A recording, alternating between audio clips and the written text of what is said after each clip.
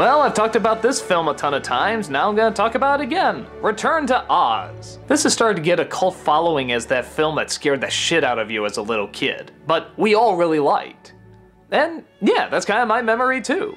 I don't remember being so scared that I was crying at this film or anything, but yeah, I do remember it being pretty damn creepy and unsettling. But it was okay because it drew me back in with such a nice main character and such nice side characters and a lot of creativity, and yeah, you know what? I really like this flick. Even if it does have a lot of dark, creepy elements. Speaking of which, let's look at the story. Dorothy, having returned from Oz, talks all about the world she's been to Auntie Anne, but of course, everybody doesn't believe her. At first they think it's childish play, but she just keeps talking about it and they're getting more and more concerned. And then she starts to fall into a deep depression. So they're gonna take her to a doctor to try this new method that apparently is gonna fix her up right away. It's called shock therapy. Oh yeah, I can see a lot of good things coming from this. But one of the nurses, or was it patients, I was never quite sure, saves Dorothy and sends her out in the middle of a storm.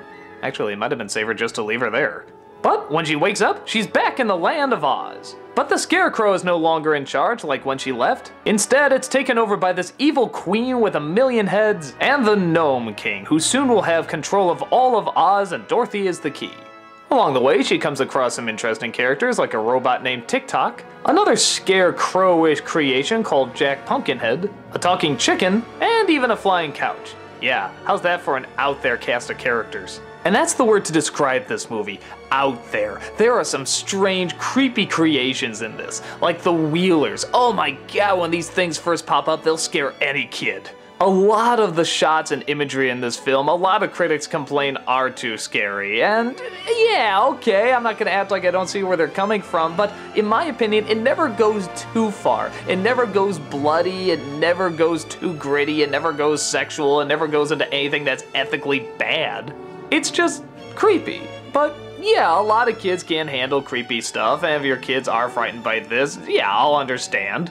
I'm not recommending it for everybody, but let's be honest, there's a lot of kids out there that like to be afraid. I was one of them, I know plenty of people that were too. And the fact that this film does have such a following from people that love it, not because it's so bad it's good, but because it's so good it's good. There is a charm to these characters, and there is a kindness, and Dorothy is very likable, and TikTok is a great character, and Jack is so likable.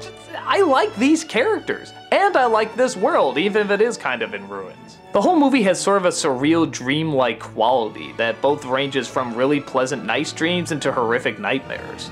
But I think there's a lot of kids and adults that can relate to that. If it was nothing but hardships all the way through, or it didn't have a good, nice main character, then it probably wouldn't have worked. But there are some decent moments, and there are some nice creative times, and there is a lot of kindness from our main cast. And like I said, the creativity is wonderful. There's a lot of stop motion in this film, and it looks really great.